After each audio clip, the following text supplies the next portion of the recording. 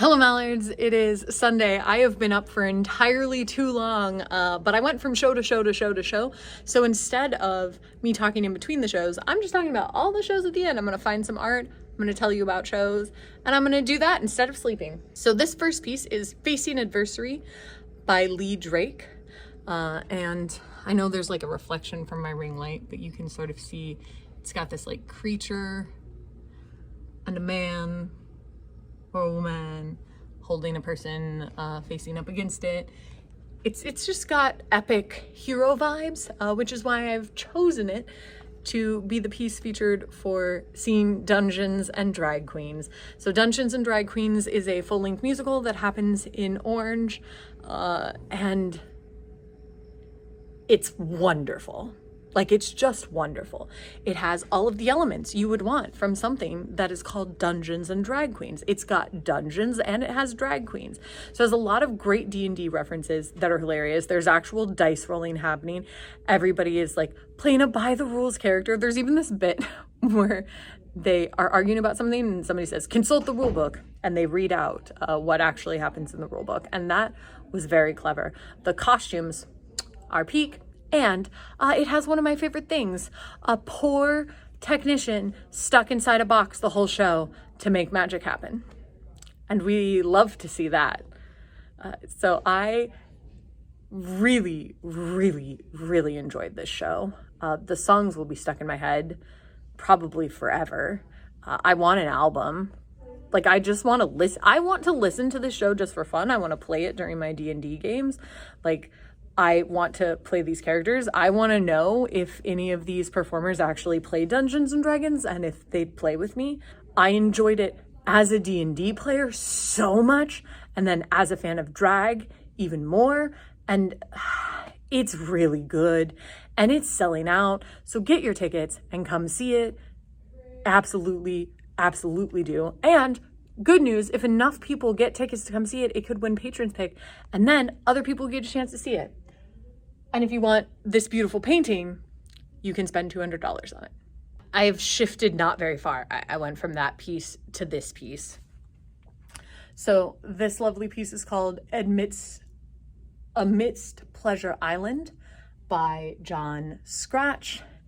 And it is the perfect piece to talk about Ratman Happy Place. It's a one-man show sort of set in a post-apocalyptic world where all of the adults died and all of the kids ruled, and a man who was a child when the world ended and was essentially left at Happy Place, otherwise known as Disney World, but definitely not, because we would never copyright infringe, is telling the stories of Disney World in a similar way to, if you've ever seen Reign of Fire, they like tell the story of Star Wars. It's not entirely right, but it's pretty close. And this has that same vibe. So in a post-apocalyptic world where Disney no longer exists, what is it like to tell the stories of Disney? And it's super hysterical. I had an absolute blast with that particular show. The lights are going on and off. We're having fun. And if you are into Disney at all, it will be nothing but laughs. And if you are not a Disney fan, there's still definitely a lot to enjoy. And Bruce is an incredible performer.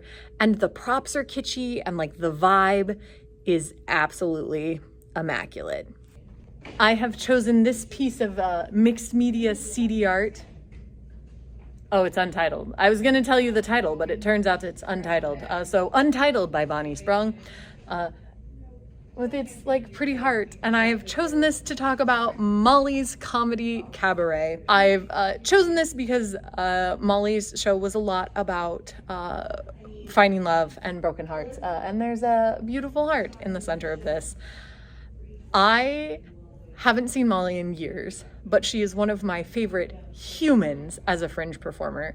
She is electric and delightful and so kind. If you're hanging out in a room with her, you're going to have a good time. And at this show, you get to hang out in a room with her for 60 minutes. And not only are you going to have a good time because of her personality, but you also get to listen to her sing. And her voice is immaculate. And from start to finish, the pieces are hilarious and beautiful. Like, it is, Molly's Comedy Cabaret says it all. It is comedy, it is cabaret, and it's almost perfection. And I cannot recommend this show enough, not just because the show is good, but because you are supporting an incredible family of artists, and all of your ticket sales go back to these artists. So even if you're like, oh, I don't know how I feel about the show, buy a ticket and support artists. Tickets are at most $15. Where do you live? If you're watching this video from somewhere else, click that ticket link and just buy a ticket to a show, just for fun. Donate $15 to an artist in Orlando who really needs the money, like Molly's Comedy Cabaret. And for the final show I saw today, I've chosen this piece, Velvet Rope by Robert Davis, just because the colors have a kind of a fun, dark feel. And this is to go with Bad Romance. So this final show was a fun romp of a musical that is Lady Gaga music, a fairy tale world, and princesses deciding that marriage to their princes wasn't all it was cracked up to be, and they sort of want to rewrite the story and find out something new. And it's also about Elsie, who is definitely not Elsa, finding love with a neighboring princess. So it's gay, it's fun, it has incredible singers who are slaying these Lady Gaga hits, and the choreography is also top-notch. So if you want to watch a bunch of beautiful people sing incredibly, dance wonderfully, and tell a really fun little story, then this is the show for you. And that is it for today. I did manage to squeeze in that many shows and Kids Fringe. I also saw Shifted for a second time. I will not be able to see it another time, but you should get tickets to Shifted. That show is great. And for now, I'm going to try that sleep thing. I'll see you tomorrow.